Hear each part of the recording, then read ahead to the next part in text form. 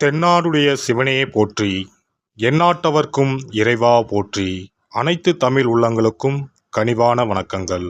நிகழும் ஸ்ரீ மங்களகரமான சோபகிருது ஆண்டு மார்ச் மாதம் 14ஆம் தேதி வியாழக்கிழமை அன்று சதுர்த்தி திதியில் பரணி நட்சத்திரத்தில் வைத்ருதி நாம யோகத்தில் சித்தயோகம் கூடிய நன்னாளில் இந்த மகத்தான பங்குனி மாதம் பிறக்கிறது.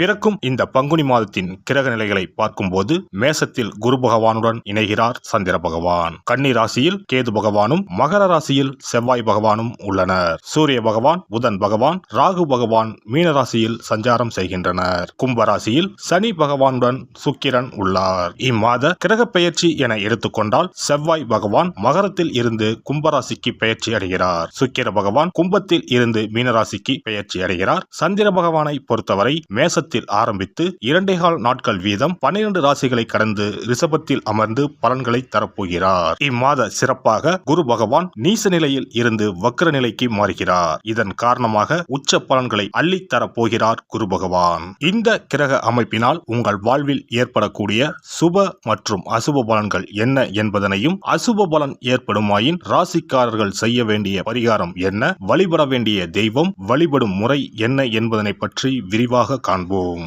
பிறக்க போகும் இம்மாதம் உங்கள் வாழ்வில் வளமும் நலமும் செல்வ செழிப்பும் பெற்று வாழ்வின் உயரிய நிலையை அடைய எல்லாம் வல்ல எம்பெருமானை வேண்டி விரும்பி கேட்டுக்கொள்கிறேன்.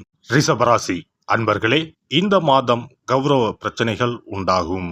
நீங்கள் நல்லதாக பேசினாலும் எதிரில் உள்ளவர்கள் அதை தவறான கண்ணோட்டத்தில் பார்ப்பார்கள். மற்றவர்களின் செயல்களால் மன அமைதி கெடவும் வாய்ப்பு உண்டு. நீண்ட நாட்களாக இருந்து வந்த பிரச்சனைகள் தீரும். தொழில் வியாபாரம் தொடர்பாக அலைச்சல்கள் உண்டாகும். புதிய ஆர்டர்கள் கிடைப்பதில் இருந்த தாமதம் நீங்கும். பணவரத்து திருப்தி தரும். நீண்ட நாட்களாக நிலுவையில் உள்ள பொருட்கள் விற்பனையாகும். உத்தியோகத்தில் இருப்பவர்கள் மேல் அதிகாரிகள் சொல்லியபடி நடப்பது நன்மை தரும். புதிய வேலைக்கு முயற்சி செய்பவர்கள் அது கிடைப்பது தாமதம் ஆகலாம். குடும்பத்தில் மனைவி குழந்தைகளுடன் மனஸ்தாபம் ஏற்பட்டு நீங்கும். உறவினர்கள் நண்பர்கள் உதவ முன்வந்தாலும் உதவி தாமதமாகவே கிடைக்கும். சகோதரர்களால் மன வருத்தம் உண்டாகும்படியான சம்பவம் நேரலாம், கவனம் தேவை. பெண்கள் எந்த ஒரு செயலை செய்யும் முன்பு அதில் இருக்கும் நல்லது கெட்டதை ஆராய்ந்து பார்த்த பின் அதில் ஈடுபடுவது நல்லது. பணவரத்து திருப்தி தரும். மாணவர்களுக்கு கவன தடுமாற்றம் இல்லாமல் பாடங்களை படிப்பது நன்மை தரும். சக மாணவர்களிடம் எச்சரிக்கையாக பழகுவது நல்லது. கலைத்துறையினருக்கு அனைத்து விதமான நிலைகளிலும் நன்மைகள் பெறுவீர்கள். எதிர்பார்த்திருந்த வாய்ப்புகள் வந்து சேரும். புது தெம்புடன் பணியாற்றுவீர்கள். அரசியல்வாதிகளுக்கு பொன்னான காலகட்டம் இதுவாகும். நற்செயல்கள் செய்து அனைவரின் பாராட்டுகளையும் பெறுவீர்கள். அரசு வேலைகள் செய்யும் போது கவனம் தேவை. நட்சத்திர பலன்கள். கார்த்திகை 2, 3, 4ஆம் பாதங்கள். இந்த மாதம் பிள்ளைகளிடம் கவனமாக எதையும் எடுத்து சொல்வது நல்லது. பூர்வீக சொத்துக்களில் இருந்த பிரச்சனைகள் தீரும். உங்களது காரியங்களுக்கு இருந்த எதிர்ப்புகள் விலகும். பணவரத்து திருப்தி தரும். மனக்குழப்பம் நீங்கும். ரோகிணி நட்சத்திரம். இந்த மாதம் எடுத்த காரியங்களை சாதிப்பீர்கள். மாணவர்கள் பாடங்கள் படிக்க வேண்டுமே என்ற கவலை குறையும். சக மாணவர்களின் ஒத்துழைப்பு கிடைக்கும். சாமர்த்தியமாக பேசி காரியத்தை வெற்றிகரமாக செய்து முடிப்பீர்கள். மிருகசிரிசம் 1, 2 பாதங்கள். இந்த மாதம் ஆரோக்கியம் சிறப்பாகவே இருக்கும். குடும்பத்தில் உள்ளவர்களும் மகிழ்ச்சிகரமாக இருப்பார்கள். கடந்த காலங்களில் இருந்து வந்த மருத்துவ செலவுகள் குறையும். எடுக்கும் காரியங்கள் அனைத்திலும் சுறுசுறுப்பாக ஈடுபட்டு வெற்றி மேல் வெற்றிகளை பெறுவீர்கள். வெள்ளிக்கிழமைகளில் நவக்கிரகத்தில் சுக்கிரனுக்கு தீபம் ஏற்றி பூஜை செய்ய பணவரத்து கூடும். குடும்பத்தில் மகிழ்ச்சி உண்டாகும். அதிர்ஷ்ட கிழமைகள் திங்கள், வியாழன். அதிர்ஷ்ட தினங்கள் பங்குனி 12 மற்றும் 13. சிறப்பு பரிகாரம். வாரந்தோறும் செவ்வாய்க்கிழமை அன்று வீட்டில் உள்ள முருகப்பெருமான் படத்தினை துடைத்து சந்தனம் குங்குமம் பொட்டு வைத்து சிகப்பு அரளிப்பூ கொண்டு அலங்காரம் செய்யுங்கள். ஒரு கண்ணாடி டம்ளரில் தண்ணீர் ஊற்றி ஒரு எலுமிச்சை பழம் சிறு வெட்டிவேர் போட்டு முருகன் படத்திற்கு முன் வைத்து விடுங்கள். ஒரு மா இலை எடுத்து காம்பு பகுதி முருகப்பெருமானை பார்த்தவாறு வையுங்கள். அகல் விளக்கில் நெய் தீபம் ஏற்றி மா இலையின் மீது வைக்க வேண்டும். தீபச்சுடர் முருகப்பெருமானை பார்க்கும் வண்ணம் இருக்க வேண்டும். கண்களை மூடி முருகப்பெருமானை மனமாற வேண்டி உங்கள் வேண்டுதல்களை வையுங்கள்.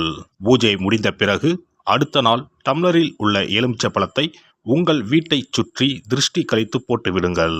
6 வாரங்கள் வரை இந்த வெட்டி வேரை மாற்ற தேவையில்லை. இவ்வாறு செய்து வழிபட்டு வர குடும்பத்தில் உள்ள எப்படிப்பட்ட கஷ்டமாக இருந்தாலும் அந்த கஷ்டத்திற்கு தீர்வு கிடைக்கும். நம்பிக்கை இல்லாமல் எந்த ஒரு வழிபாடும் செய்யக்கூடாது. நம்பிக்கையோடு செய்யும் பட்சத்தில் கைமேல் பலன் கிடைக்கும். இனி பங்குனி மாத சிறப்புகளும் வழிபாட்டின் பலன்களும் என்ன என்பதனை பற்றி காண்போம். பங்குனி மாதம் என்பது வழிபாட்டுக்கு உரிய மாதம். பங்குனி மாதம் வணங்குவதற்கும் பூஜைக்கும் உரிய மாதமாகும். ஒவ்வொரு மாதத்திலும் ஒவ்வொரு நட்சத்திரத்திற்கு முக்கியத்துவம் கொடுத்து விழாக்கள் நடத்துவது வழக்கம். ஆனால் பங்குனி உத்திர நட்சத்திரத்திற்கு மற்ற நட்சத்திரங்களை விட அதிக மகத்துவம் உண்டு. தெய்வ திருமணங்கள் அதிகம் நடைபெற்ற மாதம் பங்குனி மாதம். மாதங்களில் 12வது மாதம் பங்குனி, நட்சத்திரங்களில் 12வது நட்சத்திரம் உத்திரம். 12வது மாதமான பங்குனியும் 12வது நட்சத்திரமான உத்திரமும் இணையும் புனித நாள் பங்குனி உத்திரம் என்று கொண்டாடப்படுகிறது. எனவே பங்குனி மாத உத்திரத்தின் சிறப்புகள் அதிகம். பங்குனி உத்திர நாளில் அனைத்து ஆலயங்களிலும் சிறப்பு வழிபாடுகள் நடைபெறும். கிராம கோவில்களில் அக்னி சட்டி ஏந்துதல், பூஜைகள் விமர்சையாக நடைபெறும். எண்ணற்ற ஆலயங்களில் சுவாமி அம்பாள் திருக்கல்யாணம் நடைபெறும். சிலருக்கு கைகூடாமல் திருமணம் தள்ளி போனால் பங்குனி உத்திர நாளில் விரதம் இருந்து இறைவனை வழிபட்டால் வெகு சீக்கிரம் திருமணம் கைகூடும் என்பது ஐதீகம். அதோடு காதலிப்போர் மனதுக்கு பிடித்தவரை கரம் பிடிக்கவும் பங்குனி உத்திர விரதம் இருப்பது மிகுந்த பலனை கொடுக்கும். பங்குனி உத்திரம் கல்யாண விரதம் என்றும் அழைக்கப்படுகிறது. 8 வகையான மகா விரதங்களில் கல்யாண விரதமும் ஒன்று. ஆகவே இந்த நாளில் திருமணம் ஆகாத இளையோர் விரதம் இருந்து தமக்கு நல்ல வரன்கள் கிடைக்க வேண்டும் என்று சிவபெருமானையும் பார்வதி தேவியாரையும் வேண்டுவது நல்ல பலன்களை பெற்றுத்தரும். இத்தினத்தில் மேற்கொள்ளும் விரதம் மிகவும் விசேஷமானது. நீண்ட நாள் ஒற்றுமையுடன் வாழ விரும்பும் தம்பதியர் விரதம் இருந்து சிவனுக்கும் சிவ பார்வதிக்கும் அபிஷேகம் செய்வார்கள். இந்த விரதத்தை முருகனை வேண்டியும் செய்யலாம். அதோடு அன்னதானம், வஸ்திரதானம் செய்வதும் சிறப்பானது. ஜாதக தோஷத்தால் திருமணம் தடைபட்டவர்கள் வழிபாடு மேற்கொள்ளவும் சிறந்த நாள் இதுவாகும். செவ்வாய் தோஷம் காரணமாக திருமண தடைகளை சந்திப்பவர்களுக்கு பங்குனி உத்திரத்தன்று முருகனை மனமுருகி வணங்கினால் திருமண தடைகள் நீங்கி திருமணம் சுபமாக முடியும். குழந்தை பேரில்லாமல் தவிப்பவர்கள் பங்குனி மாத விரதம் இருந்து அம்மன் கோவில்களுக்கு சென்று வழிபட அந்த அம்மனின் அனுக்கிரகத்தால் நிச்சயம் புத்திர பாக்கியம் கிடைக்கும். தொழில் மற்றும் வியாபாரங்களில் ஈடுபடுபவர்கள் தமிழ் வருடத்தின் கடைசி மாதமான பங்குனி மாத தினத்தில் திருஷ்டி பூசணிக்காய் வாங்கி உங்கள் வியாபார இடங்களை திருஷ்டி கழித்து அதற்குரிய நேரத்தில் உடைக்க வேண்டும். இப்படி செய்வதால் உங்களுக்கு இந்த ஆண்டு ஏற்பட்ட தோஷங்கள் அனைத்தும் நீங்கும். பங்குனி உத்திர நன்னாளில் நம்மால் முடிந்த அன்னதானங்களை செய்வது மிகுந்த புண்ணியம் தரும். எலுமிச்சை சாதம் அல்லது தயிர் சாதம் அல்லது சர்க்கரை பொங்கல் என அன்னதானம் செய்யலாம். அதேபோல் நம்மால் முடிந்த அளவுக்கு மஞ்சள், சரடு, குங்குமம், கண்ணாடி என மங்கள பொருட்களை பெண்களுக்கு வழங்குவது விசேஷ பலன்களை கொடுக்கும்.